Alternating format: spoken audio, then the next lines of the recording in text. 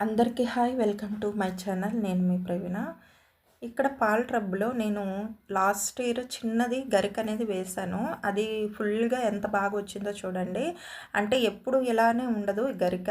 అప్పుడప్పుడు నిద్రపోతూ ఉంటది. నేను అది తీసి పడేస్తూ ఉంటాను. మళ్ళీ చిగురేస్తూ ఉంటది.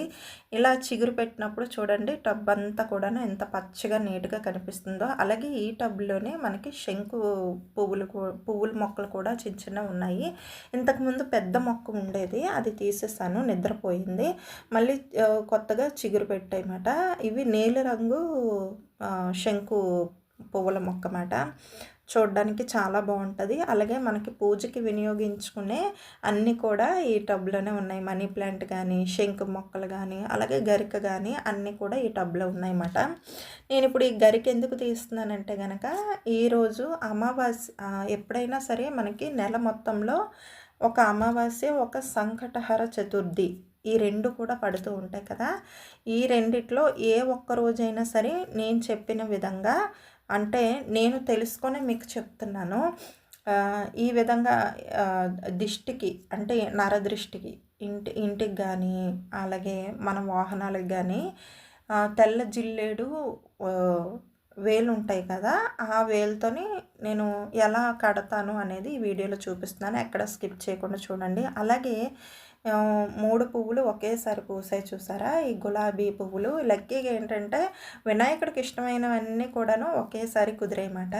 ఎందుకంటే ఎరుపు రంగు గులాబీ పువ్వులన్నా, లేదంటే ఎరుపు రంగు మందారం పువ్వులన్నా, ఎర్ర అక్షంతలన్నా వినాయకుడికి చాలా, ఎరుపు రంగు అక్షంతలన్నా సరే వినాయకుడికి చాలా బాగా ఇష్టం కదా.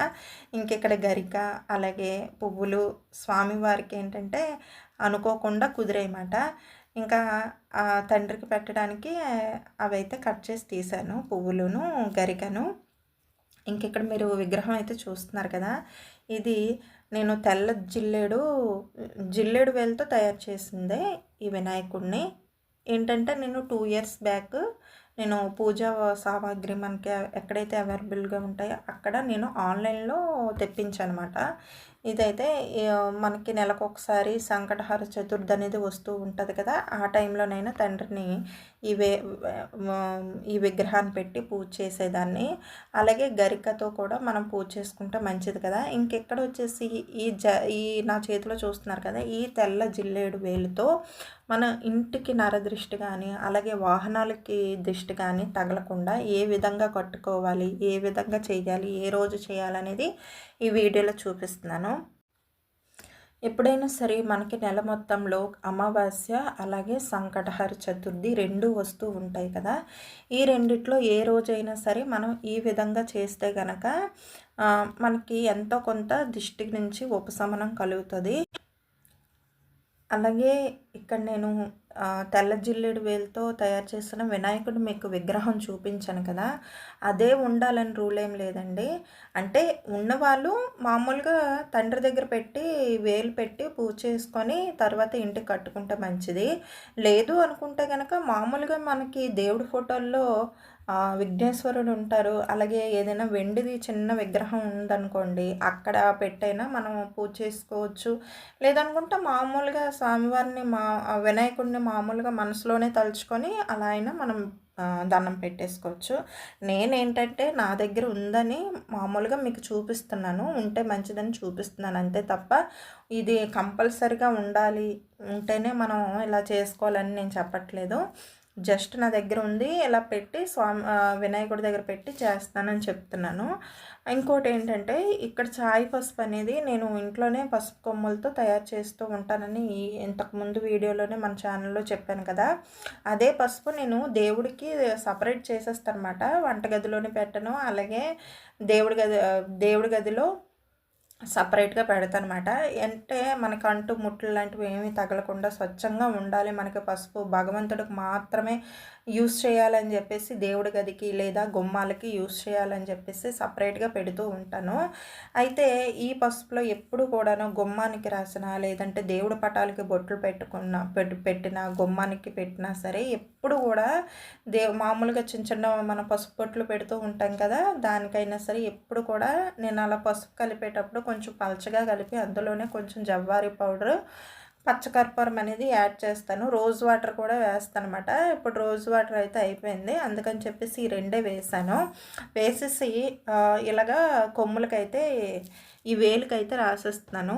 వీటితో చాలా ఉపయోగాలు ఉన్నాయండి. మనకి దిష్టికే కాదు అన్నిటికీ కూడా చాలా మంచిది. అలాగే మనం ఇవి పాకెట్లో కూడా పెట్టుకోవచ్చు ఈ వేలు. అంటే మనం మనీ పెట్టుకుంటాం కాబట్టి, డబ్బు పెట్టుకుంటాం కాబట్టి బీరువాలోనైనా పర్వాలేదు, లేదంటే పర్సుల్లోనైనా పర్వాలేదు, అలా పెట్టుకోవచ్చు. మగవాళ్ళ పాకెట్లోనైనా పెట్టుకోవచ్చు, మనకైనా పెట్టచ్చు. అయితే ఇంక ఇక్కడ పసుపు బొట్లన్నీ పెట్టేశాను కదా. పసుపు కొంచెం నేను ఎక్కువగానే కలిపాను. ఎందుకంటే గుమ్మానికి కూడా ధూపమేద్దాము, పసుపు బొట్లు పెడదామని చెప్పేసి ఇంకా అలాగా కొంచెం ఎక్కువగా కలిపానమాట. ఇంకా పసుపు బొట్లు పెట్టి పసుపు రాసేసి పసుపు బొట్లు అయితే విగ్రహానికి ఈ కొమ్ములకి రాసేసాం కదా. ఇంకా కుంకుమ బొట్లు అయితే పెట్టడానికి నేను ఇక్కడ లక్ష్మీ కుంకుమ యూస్ చేస్తున్నాను అనమాట. ఈ లక్ష్మీ కుంకుమ అనేది మనకి పూజా సామాగ్రి అమ్ముతారు కదా, అక్కడైతే అవైలబుల్గా ఉంటుంది. అంటే మామూలు కుంకుమ కూడా ఉంటుందిలేండి, అది పూజ సామాన్లో తీసుకుందే మనం వాడుతూ ఉంటాము. కానీ ఏంటంటే నేను ఎక్కువగా అంటే ఇలాగ దేవుడి పటాలకు కానీ విగ్రహాలకు కానీ బొట్లు పెట్టాలన్నా కుంకుమ బొట్లు పెట్టి, లేదంటే మన నుదుటిన బొట్టు పెట్టుకోవాలనుకున్నా సరే ఈ లక్ష్మి కుంకుమ అనేది చాలా మంచిదండి.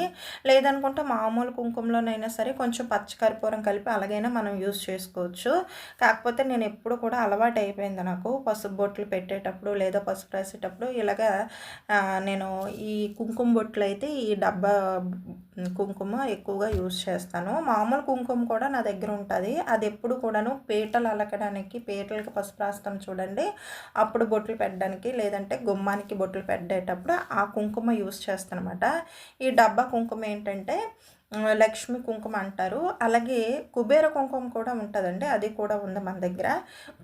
కుబేర కుంకుమ ఏంటంటే మనం అది కూడా ఇంట్లోనే పిల్లలకు కానీ పెద్దవాళ్ళు కానీ మనం ఎవరైనా సరే బొట్లు పెట్టుకుంటే చాలా మంచిది. కుబేర కుంకుమ అనేది పచ్చగా ఉంటుంది, లక్ష్మీ కుంకుమ మనం మామూలు కుంకుమలాగా ఉంటుంది అన్నమాట. ఇంకా ఈ ఈ వేలు కట్టడానికి అని చెప్పేసి ఇంకా ఈ కాటన్ థ్రెడ్ అనేది నేను 5 వరుసలుగా తీసి పసుపు రాసేసి ఇంకా పక్కన పెట్టేస్తున్నాను. ఈ థ్రెడ్ అనేది ఎప్పుడు కూడా మనం రెడీగా ఎప్పుడు ఇంట్లో ఉంచుకోవాలండి. పువ్వులు దాంట్లో కుట్టాలన్నా, లేదు అనుకుంటే తోరణాలకి కట్టుకోవాలన్నా, మన చేతికి తోరణం కట్టాలన్నా, లేదంటే గుమ్మాలకి పసుపు కుంకులు దిష్టికి సంబంధించినవి ఏమైనా కట్టాలన్నా సరే మనకు చాలా బాగా ఉపయోగపడుతుంది. కాబట్టి ఎప్పుడు కూడా ఈ కాటన్ థ్రెడ్ అనేది ఇంట్లోనే పెట్టుకుంటే మంచిది. ఇందులో వైట్ కలర్లోనే థ్రెడ్స్ అనేవి మనం కట్టాలి. కాకపోతే ఏంటంటే వైట్ కలర్లోనే కొంచెం ఈ కాటన్ టైప్లో ఒక థ్రెడ్ ఉంటుంది, అలాగే కొంచెం సిల్కీగా ఒక థ్రెడ్ ఉంటుంది, అది వాడకూడదు, ఇదే వాడాలి.